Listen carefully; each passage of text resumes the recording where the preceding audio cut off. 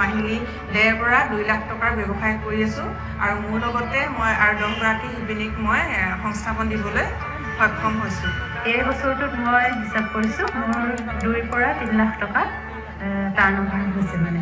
বৰ্তমান মই এই দোকানখনৰ পৰা বছৰি 1.5-2 লাখ টকা ইনকম কৰিবলৈ সক্ষম হৈছোঁ আৰু লগতে মই এই কেইবাগৰাকী মহিলাক সংস্থাপন দিবলৈ সক্ষম হৈছোঁ। অসম চৰকাৰ মাননীয় মুখ্যমন্ত্ৰী মহোদয় আৰু লগতে অসম গ্ৰামীণ জীৱিকা অভিযানক বহুত ধন্যবাদ জনাইছোঁ। অসম চৰকাৰ আৰু অসম ৰাজ্যিক জীৱিকা অভিযানৰ সমূহ কৰ্মকৰ্তাক মোৰ অন্তৰৰ পৰা ধন্যবাদ জ্ঞাপন কৰিছোঁ। মই ভাৰতৰ প্ৰধানমন্ত্ৰী শ্ৰীযুত নৰেন্দ্ৰ মোদী ডাঙৰীয়া অসম চৰকাৰক মোৰ ফালৰ পৰা মই প্ৰথমে গোটৰ ঋণ হিচাপে 1 লাখ টকা পাইছিলোঁ। 1 লাখ টকাৰে মই পাইছিলোঁ 10,000 টকা। সেই 10,000 টকাৰে মই এখন শাল কিনিছিলোঁ।